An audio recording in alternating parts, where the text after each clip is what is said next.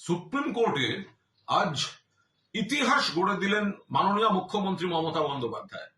মাননীয় মমতা বন্দ্যোপাধ্যায় আজ দেখিয়ে দিলেন বাংলার মানুষের গণতান্ত্রিক অধিকার রক্ষার স্বার্থে সুপ্রিম কোর্টের প্রধান বিচারপতির বেঞ্চে বাংলার কোন মুখ্যমন্ত্রী এই প্রথম সওয়াল করছেন জাতীয় নির্বাচন কমিশনের বঙ্গ বিরোধী চক্রান্ত, মৃত্যুর মিছিল, হয়রানি, বিজেপির রাজনৈতিক নির্দেশ মেনে যে চক্রান্ত ষড়যন্ত্র চলছে তার বিরুদ্ধে সওয়াল করলেন। এবং মামলা যেহেতু এখনো চলছে, আবার শুনানির দিন স্থির হয়েছে, কিন্তু এখনো পর্যন্ত যা হয়েছে মাননীয় মুখ্যমন্ত্রী নিজে দাঁড়িয়ে সওয়াল করে প্রথম দফাতেই নৈতিক জয়টা ছিনিয়ে নিয়ে এসছেন বাংলার মানুষের স্বার্থে।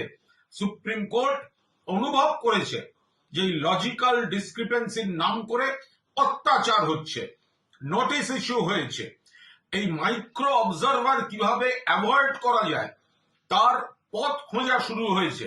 এবং নির্বাচন কমিশন আজ কার্যত মমতা বন্দ্যোপাধ্যায়ের ঝড়ের মুখে লেজে গোবরে হয়েছে। এবং প্রধান বিচারপতি মহামান্য সুপ্রিম কোর্টের তিনি যেভাবে নির্বাচন কমিশনকেও যে পর্যবেক্ষণ এবং নির্দেশ দিয়েছেন তা কার্যত মমতা বন্দ্যোপাধ্যায় এবং তৃণমূল কংগ্রেস বা রাজ্য সরকার যা যা অভিযোগ তুলেছেন সেগুলিতে মান্যতা দিয়েছে সুপ্রিম কোর্ট। এর আগে একবার মান্যতা দিয়েছিল। আজ স্বয়ং মমতা বন্দ্যোপাধ্যায় এইরকম নেত্রী যদি সামনে থেকে দাঁড়িয়ে লিড করেন তাহলে তো প্রতিপক্ষ এমনিতেই প্রথমেই তারা অর্ধেক হেরে শুরু করে।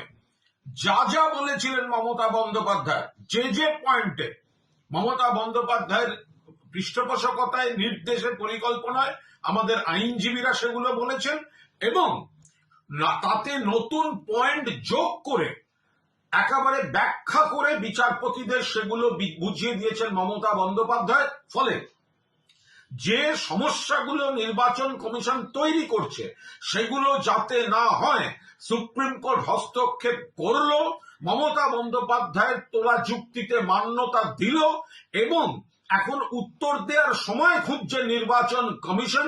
প্রথম দিনেই ইতিহাস গড়ে দিয়ে নৈতিক জয় ছিনিয়ে নিয়ে এলেন মমতা বন্দ্যোপাধ্যায়। একে বলে নেত্রী, একে বলে মুখ্যমন্ত্রী।